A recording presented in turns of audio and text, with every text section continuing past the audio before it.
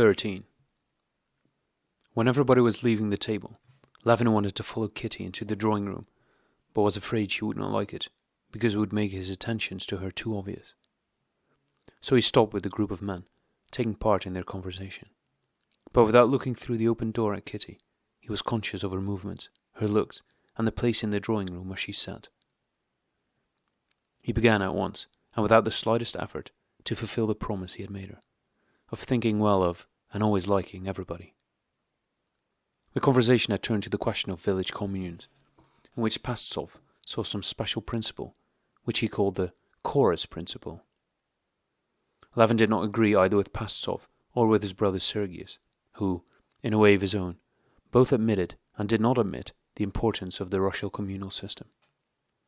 But he talked to them only with the idea of getting them to agree and softening the controversy. He was not at all interested in what he himself said, still less in what they were saying, and only desired one thing: that everybody should feel contented and pleased.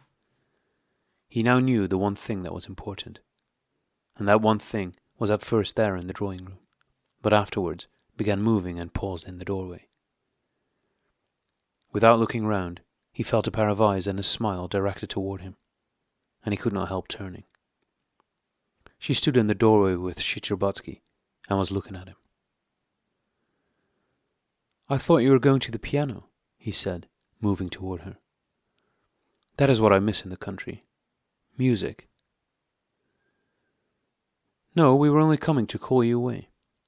"Thank you for coming," she said, rewarding him with a smile as with a gift. "What is the use of arguing? No one ever convinces another." "Yes, you're quite right," said Levin. "For the most part, people argue so warmly, only because they cannot make out what it is that their opponent wants to prove." Levin had often noticed in arguments among the most intelligent people that after expending enormous efforts and an immense number of logical subtleties and words, the disputants at last became conscious of the fact that the thing they had been at such pains to prove to one another had long ago, from the very beginning of the controversy, been known to them, but that they liked different things, and were disinclined to mention what they liked, lest it should be attacked. He had experienced the fact that sometimes in the middle of a discussion, one understands what it is that one's opponent likes, and suddenly likes it oneself, and immediately agrees with him, when all proofs become superfluous and unnecessary. Sometimes the reverse happens. One at last mentions the thing one likes, for the sake of which one has been devising arguments, and if this is said well and sincerely, one's opponent suddenly agrees and ceases to dispute. This was what he wanted to express. She wrinkled her forehead, trying to understand, but as soon as he began to explain, she understood. "I see. One must find out what one's opponent is contending for, what he likes, and then one can—" She had completely grasped and found the right expression for his badly expressed thought. Levin smiled joyfully. He was so struck by the change from the confused wordy dispute with his brother and Pastsov to this laconic, clear, and almost wordless communication of a very complex idea. Shcherbatsky left them, and Kitty went up to a table prepared for cards, sat down, took a piece of chalk, and began drawing concentric circles on the new green cloth of the table. They went back to the conversation at dinner about women's rights and occupations. Levin agreed with Dolly that a girl who does not get married can find woman's work in the family. He supported this view by saying that no family can dispense with the help, and that in every family, rich or poor, there are and must be nurses, either paid or belonging to the family. "No," said Kitty, blushing, but looking all the more boldly at him with her truthful eyes. "A girl may be so placed that she cannot enter into a family without humiliation, whilst she herself—" He understood the allusion. "Ah, yes," he said. Yes, you're right.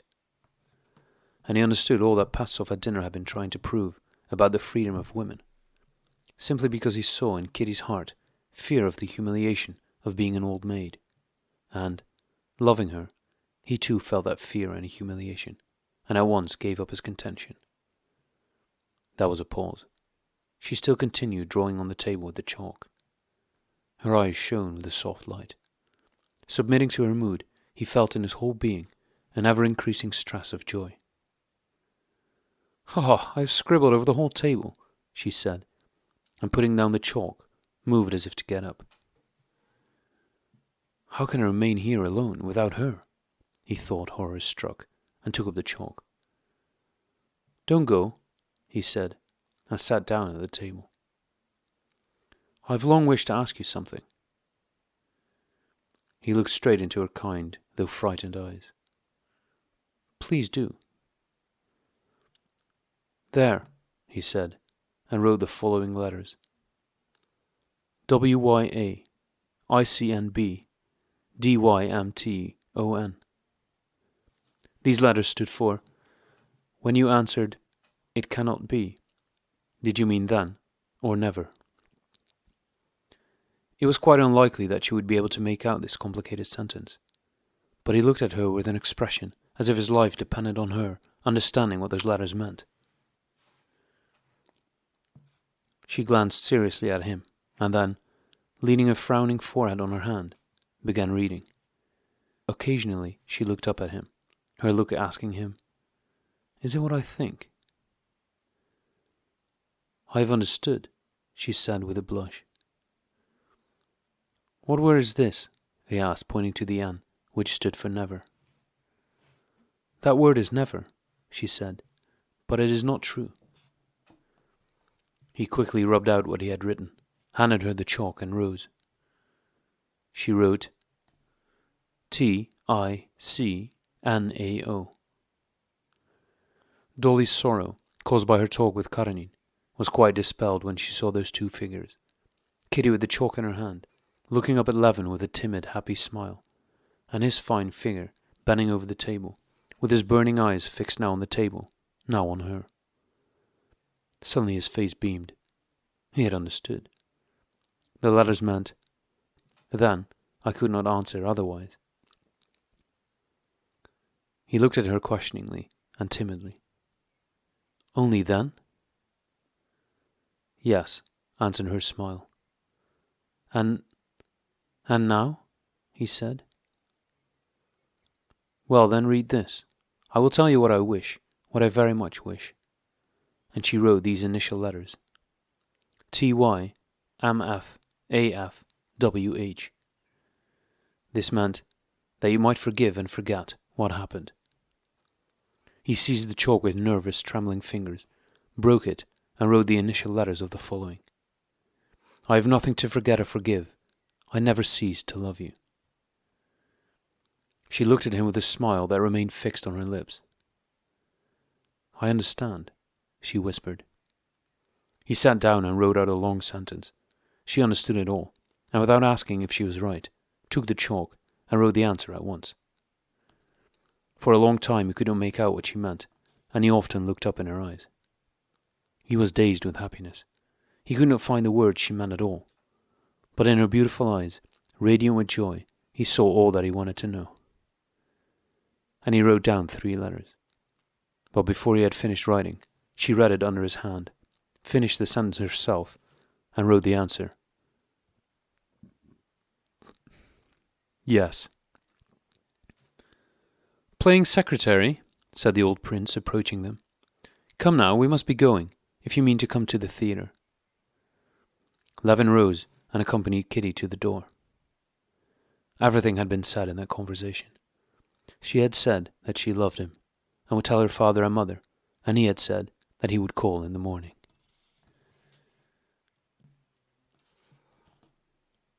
14. When Kitty had left and Levin remained alone, he felt so restless without her, and so impatient to live more and more quickly through the hours till morning, when he would see her again, and be united to her for good, that he dreaded like death the 14 hours he would have to spend without her. In order not to be alone and to deceive time, he needed to be with and to talk to somebody. Oblonsky would have been the pleasantest companion for him now, but he was going to an evening party, as he said. Really, to the ballet.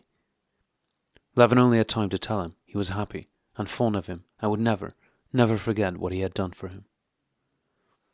Oblonsky's look and smile showed Levin that he understood him rightly. "Then it's not time to die yet?" asked Oblonsky with feeling, pressing Levin's hand. "No," said Levin. Dolly, too, when saying goodbye to him, spoke as if congratulating him, saying, "I'm so glad you and Kitty have met again. We must value old friendship." Levin did not like her remark. She didn't understand how high and unattainable for her all this was, and she should not have dared to refer to it. Levin took leave of him, but, not to remain alone, he fastened on to his brother. "Where are you going?" "To a town council meeting." "Well, I'll come with you. May I?" "Why not? Let us go," answered Koznichev, smiling. "What has happened to you today?" "To me? Happiness is with me," said Levin, letting down the window of the carriage in which they were driving. "You don't mind? It is so stuffy here. Happiness is with me. Why have you never got married?" Koznichev smiled. "I am very glad. She seems a fine he began. Don't speak," exclaimed Levin, seizing the collar of his brother's fur coat and lapping it over his face. "She is a fine girl," were words so ordinary, so insignificant, so inappropriate to his feelings. Koznichev laughed merrily, a thing he rarely did. "Anyhow, I may say I'm very glad." "You may say that tomorrow, but nothing more. Nothing. Silence," said Levin, and again wrapping the collar round his brother's face, he added, "I'm very fond of you. Will they really let me into the meeting?" "Of course you can come." "What are you speaking on tonight?" asked Levin, not ceasing to smile. They arrived at the council, and Levin listened to the secretary haltingly reading an official report, which he evidently did not understand himself, but from his face, Levin saw what a nice, kind, and splendid fellow he was. That was plain from the confused and embarrassed manner in which he read the report. Then followed the discussion. They were debating the grant of some money and the laying of some pipes, and Koznichev spoke about something for a long time in a triumphant tone, and stung two of the members. Another member, having noted something on a bit of paper, started timidly, but went on to answer him very venomously and neatly. And then Sviatsky, he too was there, also said something very finely and nobly. Levin listened to them, and clearly saw that neither the sums of money nor the pipes had any real existence. There was nothing of the kind, and he saw also that they were not at all angry, but were all very kind and estimable fellows, and that it was all very good and pleasant. They were doing no one any harm, and everybody was pleased. What seemed remarkable to Levin was that they were all perfectly transparent to him that day, and that by means of little signs which he had never noticed before, he recognized the soul of each, and clearly saw that they were all kind, and, in particular, were all extremely fond of him. That was quite evident from the way they spoke to him, and the tenderness and affection with which they all, even strangers, looked at him. "Well, are you contented?" asked Koznichev. "Quite. I never thought it would be so interesting. Fine, splendid."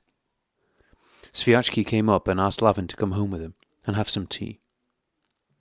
Levin could not at all think or remember why he had ever felt dissatisfied with Sviatsky, or what he had thought lacking in him. He was an intelligent and remarkably kind fellow. "I shall be very pleased," said Levin, and asked about Sviatsky's wife and sister-in-law. And by a strange connection of ideas, as that sister-in-law was connected in his fancy with the idea of marriage, it appeared to him that he could not tell anybody of his happiness so appropriately as Sviatsky's wife and sister-in-law, and he was very glad to go and see them. Sviatsky questioned him about his affairs in the country, as usual disbelieving in the possibility of devising anything that had not already been discovered in Western Europe. But now Levin did not consider this at all unpleasant. On the contrary, he felt that Sviatsky was right, and that the whole business was insignificant, and he noticed the wonderful gentleness and delicacy with which Sviatsky avoided saying that he was right. The ladies were especially nice. It seemed to Levin that they already knew all about it and sympathized with him, but did not mention it out of delicacy. He remained at the house 2 or 3 hours, talking about different matters, but thinking only of the one thing that filled his soul, and not noticing that they were dreadfully weary of him, and ought long ago to have been in bed. Sviatchky, yawning, showed him to the hall and wondered at the strange state his friend was in. It was past 1. Levin returned to the hotel, and the thought of how, with his impatience, he would spend the remaining 10 hours frightened him. The attendant on duty lighted his candle and was going away, but Levin stopped him. Igor, the attendant, of whom Levin had taken no notice heretofore, turned out to be a very intelligent, good, and above all, kind man. "I say, Igor, don't you find it difficult to keep awake?" "What's one to do? Our work is of that sort. It is easier in a gentleman's house, but one earns more here." It turned out that Igor had a family, 3 boys and a girl, who was a seamstress, and whom he wanted to marry to an assistant in a harness business. Levin took this opportunity to express to Igor his opinion that in marriage the chief thing is love, and that when there is love there will always be happiness, because happiness lies always within oneself. Igor listened very attentively, and evidently quite understood Levin, but in confirmation of it remarked, quite unexpectedly to Levin, that when he was in the service of nice people he was always satisfied with his masters, and that he was satisfied with his present master, although he was a Frenchman. "A wonderfully kind man," thought Levin. "And you, Igor, when you married, did you love your wife?" "How can one help it?" answered Igor. And Levin saw that Igor too was in an exultant state, and wished to tell him all his most intimate feelings. "My life too was very curious. From a child he began with shining eyes, evidently infected by Levin's exultation, as men get infected by others' yawning. But at that moment a bell rang. Igor went away, and Levin remained alone. He had scarcely eaten anything at dinner, and had refused both tea and supper at Sviatchky's, but could not think of eating. He had not slept the night before, but could not think of sleep either. The room was cool, but he felt suffocated with heat. He opened the little window, and sat down on a table in front of it. Beyond a snow-covered roof, he could see a gilt fretwork cross, adorned with chains on the dome of a church, and above it the 3-cornered constellation of the charioteer with the bright yellow star, Capella. He looked now at the cross, now at the star, and inhaled the fresh, frosty air which flowed with a regular current into the room, following, as in a dream, the images and memories that arose in his fancy. Towards 4 o'clock, he heard steps in the corridor, and looked out. It was the gambler Myaskin, whom he knew, returning from the club. He passed dejectedly, frowning and coughing. "Poor unfortunate fellow," thought Levin, and tears of affection and pity for the man filled his eyes. He wished to speak to him and comfort him, but recollecting that he had nothing over his shirt, he changed his mind, and again sat down in front of the little window to bathe in the cold air, and to gaze at that beautifully shaped silent cross, full of meaning for him, and at the ascending bright yellow star. When it was past 6 o'clock, he began to hear the floor polishers, and the church bell ringing for service, and felt he was beginning to grow cold. He shut the little window, washed, dressed, and went out into the street. 15. The streets were still empty. Levin went to the Shcherbotskys' house. The front door was locked. Everybody was still sleeping. He went back to his room in the hotel and ordered coffee. The day waiter, not Igor this time, brought it to him. Levin wished to have a talk with him, but the bell rang and the waiter went away. Levin tried to drink a little coffee and put a piece of roll into his mouth, but his mouth could do nothing with it. He took the piece out of his mouth, put on his overcoat, and went out to walk about again. It was past 9 when he reached the Shcherbotskys' porch a second time. The inmates of the house were only just up, and the cook was going out to buy provisions. It would be necessary to live through another 2 hours at least. All that night and morning, Levin had lived quite unconsciously, and felt quite outside the conditions of material existence. He had not eaten for a whole day, had not slept for 2 nights, had spent several hours half-dressed and exposed to the frost. Yet he felt not only fresher and better than ever before, but quite independent of his body. He moved without his muscle making any effort, and felt capable of anything. He was sure that he could fly upwards, or knock down the corner of a house, were it necessary. He spent the rest of the time walking about the street, looking at his watch, and gazing around. And what he then saw he never saw again. 2 children going to school, some pigeons that flew down from the roof, and a few loaves put outside a baker's window by an invisible hand touched him particularly. These loaves, the pigeons, and the 2 boys seemed creatures not of this earth. It all happened at the same time. One of the boys ran after a pigeon and looked smilingly up at Levin. The pigeon flapped its wings and fluttered up, glittering in the sunshine amid the snow dust that trembled in the air. From the window came the scent of fresh baked bread, and the loaves were put out. All these things were so unusually beautiful that Levin laughed and cried with joy. After a long round, through the Gazetny Street and the Kislovka, he returned to the hotel, put his watch in front of him, and sat down waiting till it should be 12. In the next room, they were saying something about machines and fraud, and coughing as people do of a morning. They did not realize that the watch hand was drawing nearer to 12. The hand reached 12. Levin went out into the porch. The izvostchiks evidently knew all about it. With joyful faces they surrounded Levin, disputing among themselves and offering him their services. Trying not to offend the others, and promising to let them too drive him later on, he hired one and told him to drive to the Shcherbatskys'. The izvostchik was charming with the white band of his shirt showing from under his coat and clinging closely to his full, red, sturdy neck. That izvostchik's sledge was high and comfortable, and never after did Levin drive in one like it.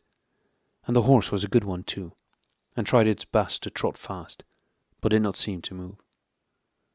The izvostchik knew that Shcherbatsky's house, and rounding his elbows in a manner specially respectful to his fare, called, "Whoa!" and stopped at the porch. The Shcherbatskys' hall porter certainly knew everything. That was evident from the smile in his eyes and the tone in which he said, "It's long since you were here last, Constantine Dmitrich." Not only did he know everything, but he evidently rejoiced and made efforts to hide his joy. Glancing into his kind old eyes, Levin felt something new, even in his happiness. "Are they up?" "Come in, sir. Won't you leave it here?" he said, when Levin turned back for his cap. That meant something. "Whom shall I announce you to?" asked the footman. The footman was young, of the new-fashioned kind, and a dandy, but a very kind and good fellow, and he too understood it all. "The prince, the princess, the young lady," said Levin. The first person he met was Mademoiselle Linon. She was passing through the dancing hall, and her curls and her face shone. He had scarcely begun to speak to her when he heard the rustle of a dress outside the door. His eyes no longer saw Mademoiselle Linon, and the joyful terror of the nearness of his happiness seized him. Mademoiselle Linon hurriedly left him and went toward the other door.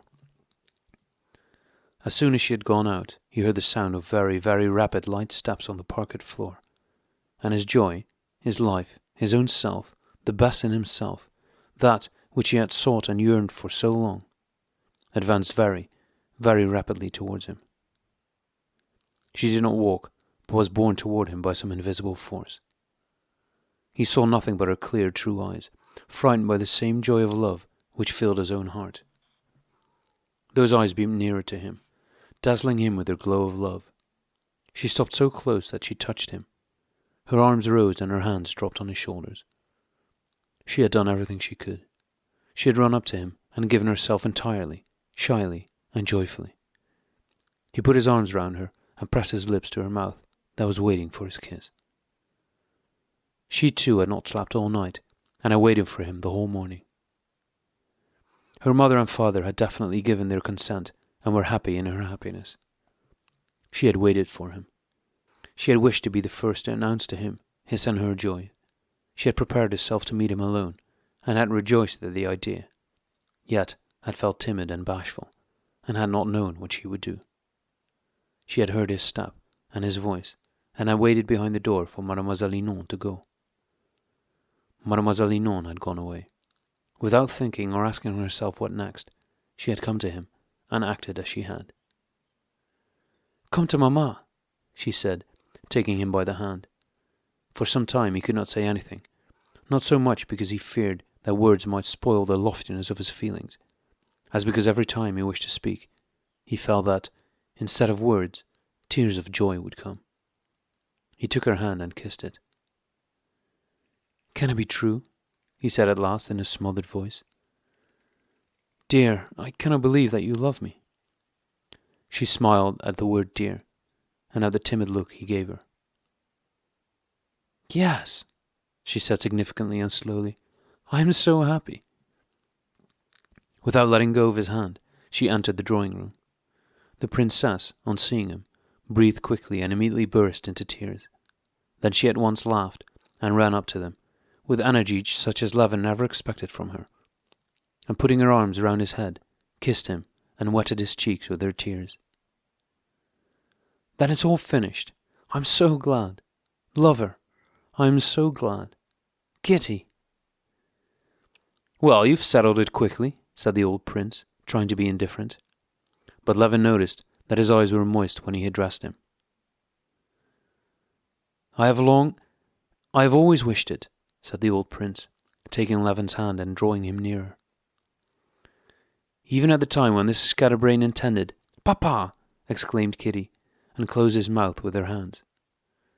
Well, I won't," he said. "I am very, very how stupid I am." He embraced Kitty, kissed her face, her hand, then her face again, and made the sign of the cross over her. And Levin was seized with a new feeling of affection for this man, who had been strange to him before, when he saw how Kitty long and tenderly kissed his fleshy hand.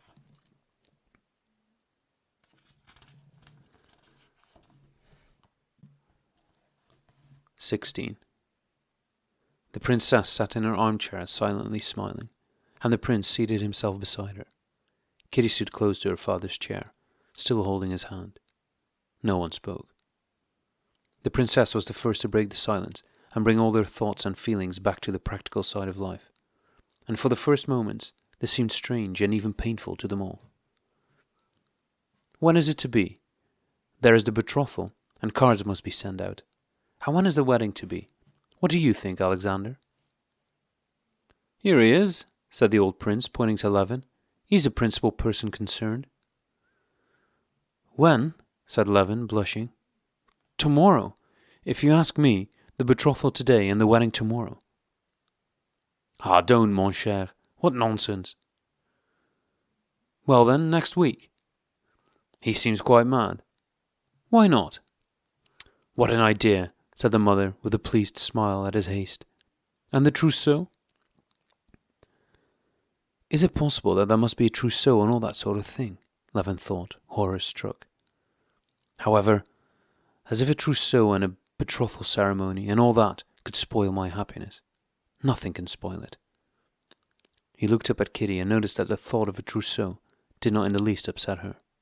So he thought, it is necessary, evidently. "Well, you see, I don't know at all. I only expressed my wish," he said, to excuse himself. "Then we will decide. We can have the betrothal and send out the cards at once.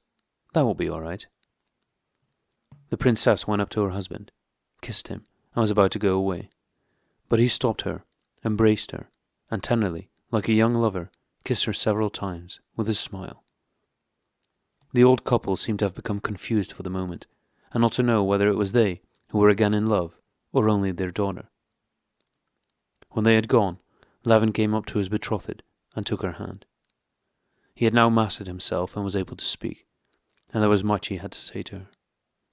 But what he said was not at all what he had intended. How well I knew it would happen. I never dared hope, Yet in my soul I was always certain, said he. I believe it was predestined. And I, she said, even when... She stopped, and again went on, her truthful eyes looking into his face resolutely.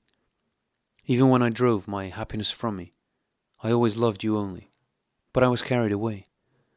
I must ask you, can you forget it? Perhaps it was all for the best. You have much to forgive me, I must tell you. He referred to one of the things he had decided to tell her. He meant to confess, from the first, about two matters. That he was not as pure as she, and that he was an agnostic. It was painful, but he thought he ought to tell her both these things. No, not now, later, he said. All right, later, but certainly tell me. I'm afraid of nothing. I must know everything. Now it's settled. He finished the sentence. It is settled that you will have me, whatever I may be. You will not reject me. Yes? Yes, yes. Their conversation was interrupted by Mademoiselle Linon, who, with a faint yet affectionate smile, came to congratulate her favourite pupil. Before she had gone out, the servants entered with their congratulations. Afterwards the relatives arrived, and that beatific tumult began, which did not cease until the day after the wedding. All that time Levin felt uncomfortable and bored, but the stress of his joy went on increasing. All that time he felt that many things he did not know were expected of him, but he did all he was told, and it all gave him joy. He had thought that his courtship would be quite unlike any other, and that the ordinary conditions of courtship would spoil his peculiar happiness. But he ended by doing what others do, and his happiness was thereby only increased, becoming more and more peculiar to him, unlike anyone else's was or is. Now we shall eat some sweets, said Mademoiselle Linon, and off went Levin to buy sweets. I'm very pleased indeed, said Sviatchky. I advise you to go to Fomin's for the flowers. Are they necessary? And off he went to Fomin's. His brother told him he ought to borrow some money because he would have a lot of expense. There would be presents. Are presents required? And off he rushed to Fulda, the jewellers. At the confectioners, florists, and jewellers, he noticed that they were expecting him, that they were pleased to see him, and triumphed in his happiness, just like everyone else with whom he had anything to do at that time. It was extraordinary that not only was everybody fond of him, but all the hitherto unsympathetic, cold or indifferent persons were delighted with him, gave way to him in everything, treated his feelings with delicate consideration, and shared his own opinion that he was the happiest man on earth, because his betrothed was the height of perfection. Kitty felt just the same. When the Countess Nordsten took the liberty of hinting that she had hoped for something better, Kitty got so heated and proved so convincingly that no one on earth could be better than Levin, that the Countess had to admit it, and thereafter never encountered Levin in Kitty's presence without a smile of delight. The confession he had promised her was the one painful episode of that time. He consulted the old prince, and with his permission gave Kitty his diary, which contained facts that were tormenting him. He had written the diary with the intention of showing it to his future bride-elect. The confession of his agnosticism passed without a remark. She was religious and had never doubted the truth of her religion. But the lack of external religion in him did not affect her at all. She knew, through her love, his whole soul, and saw in it what she desired, and the fact that that spiritual condition is called agnosticism was quite indifferent to her. The other confession made her weep bitterly. Levin had not handed her the diary without an inward struggle. He knew that between him and her there could and should be nothing secret, and therefore he decided that it was his duty. But he had not considered how the confession might affect her. He had not put himself in her place. Only when he came that evening, before going to the theatre, and entered the room to see in her tear-stained face the misery caused by the irremediable sorrow he had brought about, did he realize from that sweet, pathetic face what an abyss separated his tainted past from her dove-like purity, and he was horror-struck at what he had done. Take those dreadful books back, she cried, pushing away the notebooks that lay on the table before her. Why did you give me them? But no, it was best after all, she added, pitying the despair on his face. But it is dreadful, dreadful. His head dropped, and he remained silent, unable to speak. You will not forgive me? He whispered. Yes, I have forgiven you, but it is dreadful. However, his happiness was so great that his confession did not impair it, but only gave it a new tinge. She forgave him, but after that he felt yet more unworthy of her, morally bowed still lower before her, and valued still more highly his undeserved happiness.